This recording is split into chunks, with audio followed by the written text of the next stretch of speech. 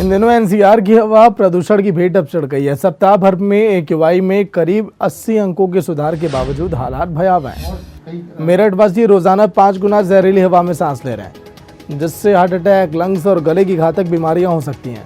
उधर हाईवे किनारे कई स्थानों पर वाटर गन से छिड़काव किया गया, लेकिन ऐसे में सावधानी बेहद ही जरूरी है। प्रदूषण के चलते बीमारियों का भी खतरा बना हुआ है। प्रदूषण के चलते घर से लोग मास्क पहनकर निकल रहे हैं। ऐसे में डॉक्टर भी कई तरह के राय दे रहे हैं।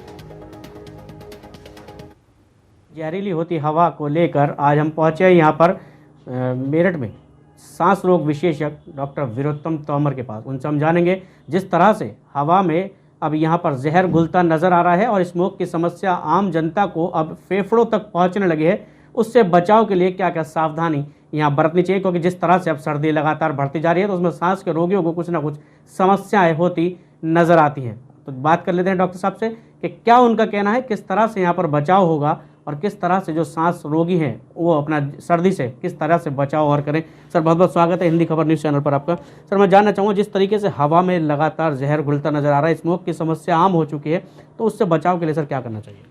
देखिए, आपने बिल्कुल सही कहा कि जैसे अब मौसम ख़राब होएगा, स्मोक होता क्या है, इसमें क्या होता है कि जो धुंध होती है, धुंध के साथ जो धुएं के कण होते हैं, जो वायुमंडल में जो प्रदूषण होता है वो नीचे आ जाता है और मिलके स्मॉग बना देता है। उसको दूर करने के लिए सबसे पहले तो हमें जो हमें रोकथाम करनी होती है वो है जो व्हीकुलर जो पोल्यूशन है, जो व्हीकल, जैसे आपने दिल्ली में देखा कि सरकार ने वहाँ पे कुछ रोकथाम लगाई है पोल्यूशन को रोकने के लिए।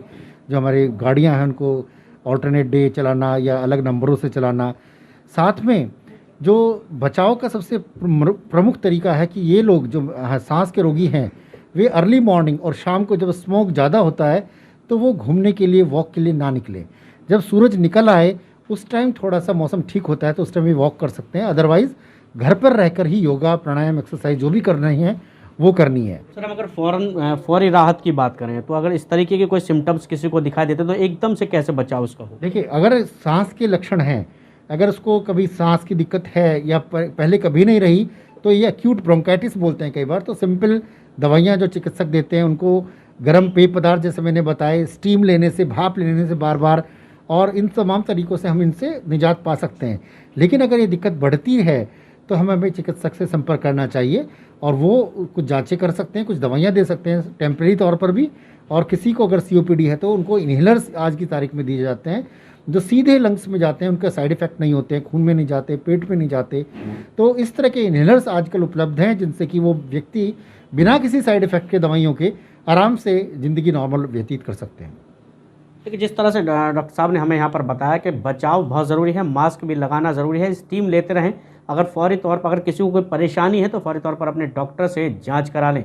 ऐसे ही अपने आप इलाज ना करें। फिलहाल डॉक्टर साहब का साफ तौर पर कहना है कि घर में रहकर ही प्राणायाम वगैरह अपना घर में ही किए, बाहर जाने से बचें, तमाम जो व्यवस्थाएँ हैं उनको लेकर सतर्क रहें और अपना ख्याल रखें। मनीष पाराशर, हिंदी।